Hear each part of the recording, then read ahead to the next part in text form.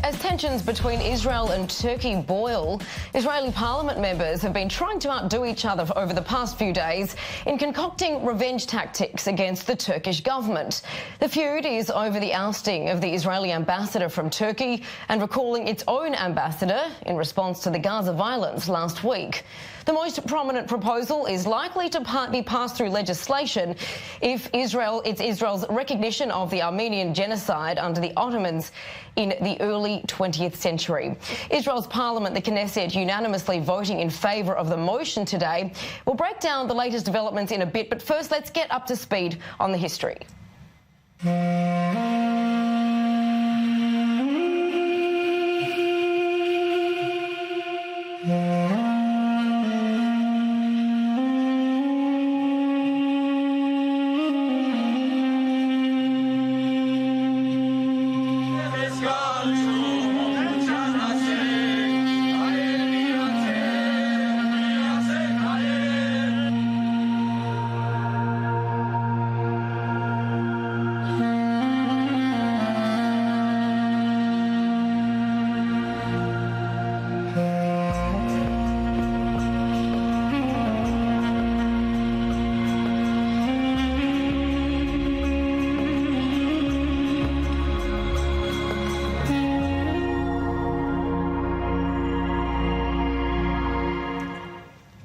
Diplomatic correspondent Mike Wagenheim with me in studio for more. Mike, the motion has been passed, but in terms of where this moves next in the process of Parliament, what's going to happen? This was a very, very early step today, and in fact, only about a dozen members of the Israeli Parliament were present for this vote. All it was, in fact, was a motion to open up a debate to get the conversation started about whether Israel should recognize the Armenian genocide. The motion passed today, as you mentioned, unanimously. Within the next couple of weeks, it should come to a much fuller debate with many more members of the Israeli parliament present.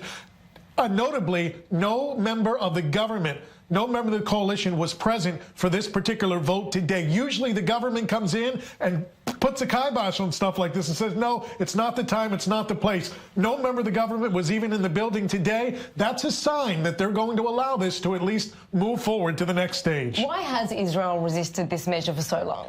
Because it's such a sensitive issue to Turkey and because Israel wanted to establish and keep good ties with Turkey. Among several politicians, even on the right, Reuven Rivlin, then the Speaker of the Israeli Parliament, 7 years ago, said publicly it was time to recognize the Armenian genocide and the Ottoman Turks' role in it. But every step along the way, it seemed to get put on the back burner for another day, Now, with Israeli-Turkey relations again at a low point, a lot of people, not just ones who think it's a moral obligation, but now from a diplomatic standpoint say it's time to hold the Turks accountable. So then how big of a nail in the coffin could this be when it comes to Israel-Turkey relations at this point? Well, this would be really, really bad. I don't know how it can get much worse at this point. The ambassadors have been recalled. This is the second time now that Israel and Turkey, in one form or another, have broken off relations. Turkish President Recep Tayyip Erdogan has already said, and this was before the motion today, that after the next Turkish elections, he's going to start making motions to cut off ties with Israel altogether in terms of trade,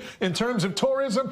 Israeli economy minister Eli Cohen said today, you know what? Go ahead. Turkey gets more out of us than we do out of them. It's really, really bad right now, and I think, as you mentioned, this would be the nail in the coffin. How then does Armenia even fit into this picture diplomatically? What's Armenia to Israel? Armenia to Israel, that's actually a foe right now if you want to look at it on a more global scale. Armenia is a friend of Iran, and as we know, Israel doesn't quite like Iran. On the flip side of that, Israel is it's defined as a special relationship with Azerbaijan. Azerbaijan is also an enemy of Armenia. So you look at it as the enemy of my enemy of my enemy, but put all that aside. Israel is solely focused on Turkey right now. They want to put a thumb in the eye of Recep Tayyip Erdogan for all the rhetoric that has come Israel's way over the past couple of weeks. They're done dealing with him. All right, Mike, thanks for that. Let's bring in a voice from Turkey. Political analyst and journalist Ekrem Edi Güzeldere joins me from Istanbul. Ekrem, great to have you with us. If Israel does, in fact, pass this motion into law down the line, what kind of a response could we expect to see from Turkey? I mean, there is a standard response by Turkey, not the first time, because more than 25 countries already have recognized the Armenian genocide. So what will be done first is a strong statement by the Ministry of Foreign Affairs, published on their website and distributed on social media. Then usually the ambassador in that country is called back. In the case of Israel, that's no longer needed. Then either the ambassador of that country that passes a recognition decision is sent back to the country, or is at least summoned to the foreign ministry. But I also have to say that because it won't be the first time, usually after 1 or 2 weeks, things are more or less back to normal. There are sometimes in the first weeks or months after the passing of the recognition, economic sanctions or economic decisions against that country. But as we have seen with France, with Germany, with Russia, this after several months returns also to normal. Now, Turkish President Tayyip Erdogan has threatened to boycott Israeli imports into Turkey to look at that after the elections. Analysts have been saying here in studio to us on Perspectives that would hurt Turkey more than help it. Could this move by Israel seal the deal for Erdogan to seriously impose those boycotts? It's of course possible, but I don't think it's very likely. Turkey is currently in a quite difficult economic situation with the currency in free fall, with lots of problems for ever more people. And to add to this already dire economic situation, another problem is not in the interest of Turkey and not of Turkey's president, because the AKP and Erdogan, they always made it as one of their greatest achievements is economic stability, the lowering of inflation, lowering of unemployment, and so on and so forth. And to risk this in such a difficult situation with another problem is not very likely.